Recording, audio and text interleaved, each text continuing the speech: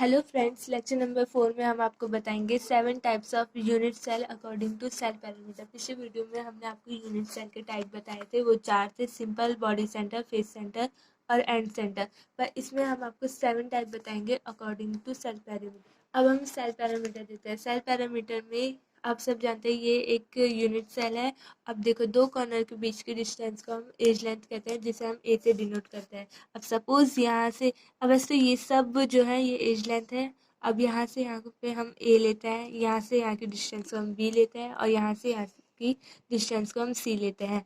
अब बी और सी के बीच में बनने वाला एंगल हम अल्फा मानते हैं, ए और सी के बीच में बनने वाला एंगल हम बीटा मानते हैं और ए और बी के बीच में बनने वाला एंगल हम गामा मानते हैं। अब देखते हैं एक्सियल डिस्टेंस क्या हुआ। Axial distance a b c, क्योंकि लेंथ है तो फिर डिस्टेंस हुई, तो ए बी सी ये तीनों एक्सियल डिस्टेंस है और अल्फा बीटा गामा ये एंगल है, तो ये एक्सियल एंगल हुए।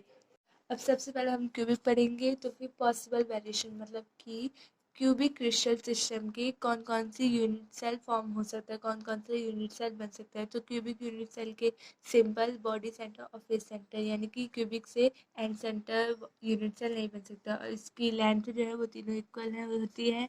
एंगल भी तीनों इक्वल होते हैं, जो कि 90 डिग्री के होता है। इसके एग्जाम्पल NaCl और जिंक ब्लेंड सी हो गए। टेट्रागोनल की बात करें तो इसके पॉसिबल वेरिएशन सिंपल और बॉडी सेंटर है, ये एंड सेंटर और फेस सेंटर नहीं बना सकता है। और इसकी length a equal to b होती है, पर ये दोनों से इक्वल नहीं होते हैं। और इसके एंगल की बात की जाए तो ये तीनों एंगल फिर से सेम होता है, जो कि 90 डिग्री के इक्वल होता है। और इसके एग्जाम्पल SnO2 और वाइटिन होता है।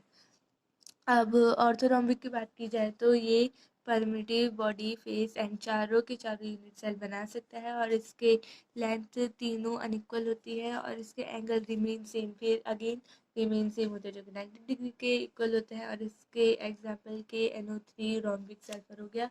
अब हेक्सागोनल की बात की जाए तो ये केवल सिंपल यूनिट सेल बना सकता है और इसकी लेंथ A=B होती है, पर ये दोनों C के इक्वल नहीं होते हैं।